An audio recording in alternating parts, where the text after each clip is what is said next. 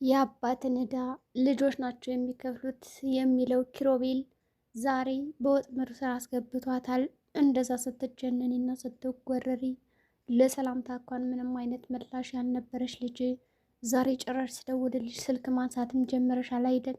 እንደዚህ በአንድ ጊዜ ጠብር ግፍ የምትይ ቢሆንም ማነሩ ያኔ ደብተሮችን ስጠላቸውና ሳጋጭሽ መንገድ ላይ እንደዚህ ማድረግ አልነበረብኝም። ወዲያውኑ ራሴን ዘርሬ የእርዳታ ጥሪ እንድታመጭልኝ አድርጌ ወደ ሕክምና ወስደሽኝ ከዛም በኋላ ሰላምታዬን ተዋውቀሽ ቢሆን ይህን ያክል አታደክምኝም ነበረ። ለማንኛውም ችግር የለውም፣ ዛሬም ቢሆን አድርገዋለሁ። እኔ አባቴ ልጅ ነኝ የሚለው ኪራ አሁን ዙፋንን በእጁ ስራ አስገብቷታል። ዙፋን የአዲሱ አሳቢና ተንገብጋቢ መሳይ የኪራ ፊት ሊገለጥላት አልቻለም። በእርግጥም መንገድ ላይ ተዘራ ሲያገኛት ራሱም ተዘሮ እንደነበረና ሰዎቹ ሊያግዷት ሲሞክሩ የእርዳታ ጥሪ እንዳቀረብኩልሽ ከዛም እነዛ ሰዎችን ጭንቅላቴን ፈንክተውኝ አንቺንም መሬት ላይ ዘርረውሽ ሄዱ እና ልሟገታቸው ብችልም ከአቅሜ በላይ ስለነበሩብኝ ደብድበው ከዚህ ጋር ጣሉኝ በማለት እሷ ከነቃችም በኋላ የተኛ መስሎና የተደበደበ አስመስሎ ራሱን ስቶ ወድቆም ነበር።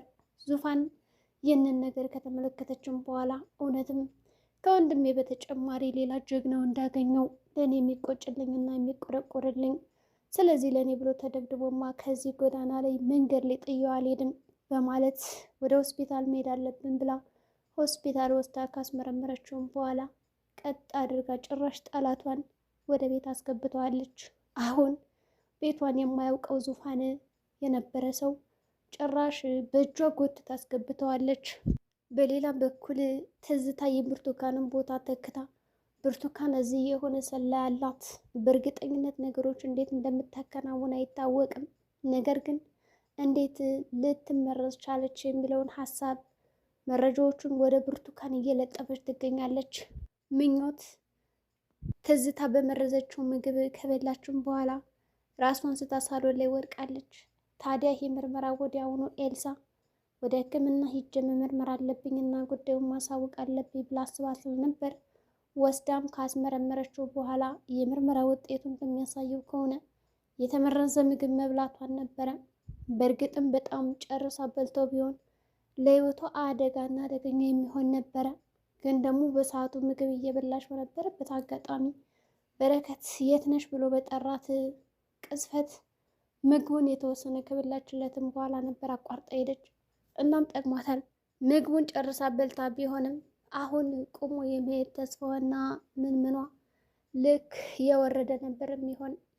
በሌላ በኩል ትዝታ አሁን ላይ ከዛም ቤትማ ንቅንቅ አለለም። የተለያዩ ምክንያቶችን እየደረደርኩ በረከተን በቁጥጥር ስር ሳላስገባማ እንዴት ነው ልወጣ የምችለው? እናም እዚህ ቤት መውጣት ካለብኝም እሱን ይዤ ነው እንጂ ያላንዳችም ነገርማ ልወጣ አልችልም። በረከት የኔ መሆን አለበት ብላ የምታስበው ትዝታ በዓለም ውስጥ እንግዲህ ብዙ የተለያዩ ወጥመዶችን እየዘረጋች ትገኛለች። ከወጥመዶቿ መካከል ቅርብ የሚባሉትን የበረከትን ሰዎች መጉዳትና በረከት ብቻውን አስቀርታ የራሷን ማድረግ ነው ሀሳቧ።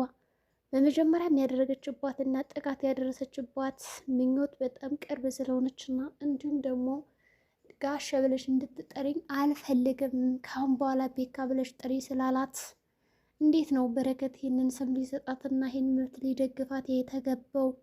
እኔ በረከትና ቤኪ ብዬ የሚጠራው ብቸኛዋ ሴት ነው እንጂ መሆን የምችለው ሌላ ተቀናቃይ ሴትም አብሮ እንዲጠረኝ አልፈልግም የምትለዋ ትዝታ ከቅናት አንጻር ነበረ ምግቡ ላይ መርዝ የነሰነሰችባት። ዙፋንም ወደ ሆስፒታል ደርሳ ከተመለሰችም በኋላ ያን ኪራ የተባለውን ሰው ከመጣችው ሳሎን ላይ ቁጭ ብሎ መቀላቀል ጀመረ። ታዲያ ወጥታ በነበረበት ሰዓት ስትመለስ ወደ ቤቱ እንደሆነ ነው ያልጠበቃት። ውጥንቅጥ ወጥቷል። ምንድነው የተፈጠረ ነገር አለ? ሁላችሁም እኮ ዝም ብላችኋል በማለት ስትጠይቃቸው ይህች ምኞት እኮ የተመረዘ ምግብ በልታ ራሷን ስታወደቀች የሚል ሀሳብ ነገሯት። በሰዓቱ ራሷ ያሳለፈችው እና የደረሰባትን ችግር መናገር አልፈለገችም። ሆኖም ድቅድቅ ጨለማ ስለነበረ አይዞሽ በቃ በማለት የእርዳታ ጥሪና እንክብካቤ ካደረገችላትም በኋላ በይ ዛሬ ከበረከት መኝታ ክፍል ተኝ ትላታለች። በዛ ምክንያት ታዲያ ትዝታ ለምንድን ነው እሱ ክፍል የምተኘው ራሷ ክፍል አተኛም እንዲህ የሚል ሀሳብም ነበር እና እንዴት ነው የቤት ሰራተኛና በረከት አንድ ክፍል የሚተኙት የሚለው ነገር ትዝታ በጣም ከንክኗታል። ምክንያቱም በእሷ ቦታ መመኘት እና መሆን ስለምትፈልግ፣ ግን እንደ እሷ ተልካሻ ሀሳቦችን ሳታስብ ምኞት ህመሟን ብቻ ነበር አስታማ የተነሳችው። በጧትም ካደረም በኋላ በረከትም ደህና አደርሽ ብሎ ሰላምታ ካቀርብላት በኋላ አልጋውን ለሁለት ከነጠፉም በኋላ እሱ መሬት ላይ አድሮ ይቅርታ በእኔ ምክንያት መሬት ላይ እንድትተኛ አደረግኩ የሚል ሀሳብ ከሰጠችም በኋላ ችግር የለውም ዋናው አንቺ መዳንሽ ነው በማለትም ነግሯታል። እና ዙፋን አሁን ቁርስ መስራት አለብኝ ብላ ስትነግረው እረ ተረጋጊ፣ ዙፋኔ እኮ ሁሉን ነገር ሰርታለች በማለት ነበር የነገራት።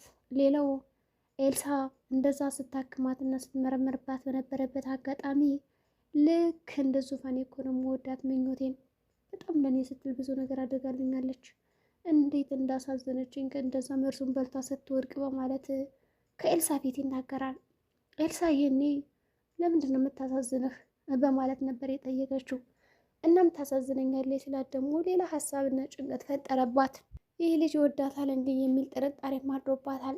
በእርግጥም ልክ እንደ ዙፋን ነው የማያት ሲላት ግን እንደ እህቱ ካያትማ ምንም ችግር የለውም በማለት ሀሳቧን ቀይር አድርጋ እንደዛ ነው እንዴ? እሺ ለማንኛውም አታስብ፣ በቃ ደህና ትሆናለች በሚል ሀሳቧን ሰጥታ ወደ ቤቷ ተመለሰች።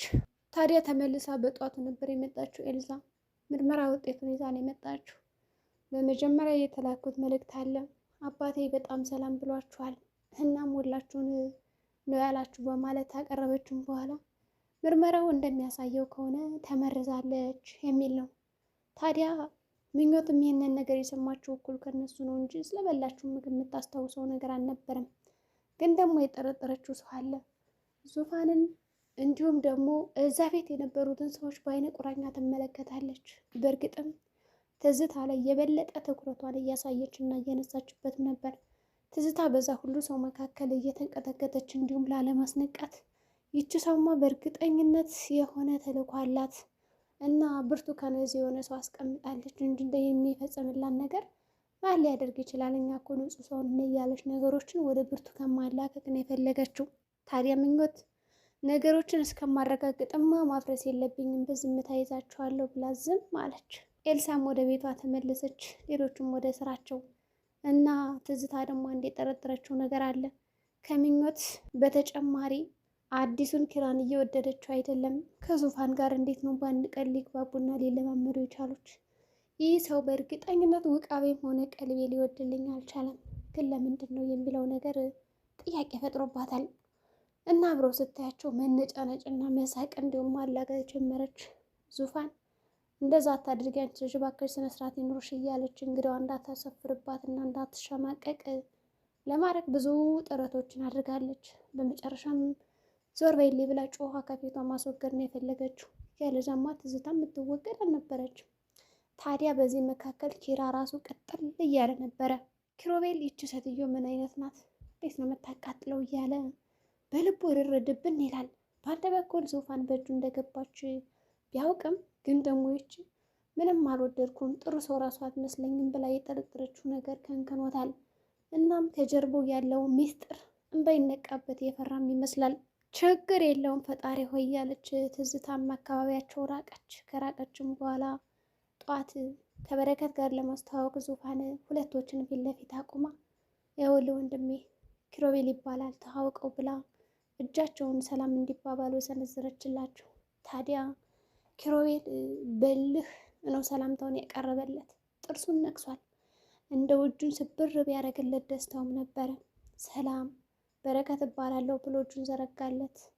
እኔም ኪሮቤል እባላለሁ በማለት ስሙን ካስታወቀም በኋላ የጨበጠውን እጁን ክትክት አድርጎ በዛ ሰዓት ቢጥለው ደስታውም ነበረ። ግን ደግሞ በፍጥጫና በትኩረት እየተመለከተ እጁን በስነ ስርዓት ሊለቀው አልቻለም ነበረ። ሁላቸውም ግርም አሉ። ዙፋን፣ ምኞት፣ ትዝታ በጣም ጨነቃቸው። ሊጣላ ነው ወይስ ምንድን ነው? ይሄ ሰውዬ ምንድን ነው እጁን ጨብጦ አለቅም ማለት ሳ በማለት እያሰቡን በነበረበት አጋጣሚ ድንገት ኪሮቤል ከፈዘዘበት ንቅት ይልና እሺ በሉቸው በማለት ይሰናበታቸዋል። ዙፋንም በቃቸው ትለዋለች። ወዲያውኑ በድግር ጨለማ ለአለቃው ደወለና ጋሼ ልጅቷ በቁጥጥሬ ስር ሆናለች፣ ከዚህ በኋላ የእሷን እምነት እንዳለ ከኔ ጋር ስለወሰድኩት ምንም ነገር ብላት ስለምታምነኝ በቀላሉ ማሸነፍ ችያለሁ የሚል ሰበር ዜና ማበሰረው። ያም ተደሰተ። ወዲያውኑ ደወለና ሰላም ታቀረበላት። ዙፋንም ሰላም አለችው። ያውም ስታናግረው ሳቅና ደስ ብሏት ነበረ። ምክንያቱም አሁን ላይ ጥሩ ሰው ነው ብላን የምታስብና ራሷንም አስተዋውቀዋለች። ኤልሳም በረከትን እየሸኛት እያለ ወደ ቤቷ በልቸው በማለት ተሰናብተዋለች። እናም ስትለያይ እንግዲህ ጉንጩን ስመው ነበረ። በረከት እንግዲህ ፈገግ በማለት ነበር ሰላምታውን የተቀበለላት። ሆኖም ፍጥጫው እንደጀመረ ነው። ዙፋን የኪራን ማንነት ታውቃለች። በረከትስ ከዙፋን ለይቶ የሚወዳትን ምኞትን ምን ሊያደርጋት ይችላል? ወይስ ደግሞ ኤልሳን ያስበልጣል? ተጨማሪ ያች ትዝታ የምትባለው ወዳለው እያለች ሙጭጭ እያለችበት ነው። ከዛ ቤት ለማባረር ያላደረገው ጥረት የለም። ግን ደግሞ ለቃለት ልትወጣ አልቻለችም። ምን ይሆን መጨረሻቸው የእነዚህ ሰዎች ፍጥጫ? የዛሬው ቪዲዮአችን ይህን ይመስላል። በቀጣይ ቪዲዮ እስከምንገናኝ መልካም ጊዜ ሆንላችሁ።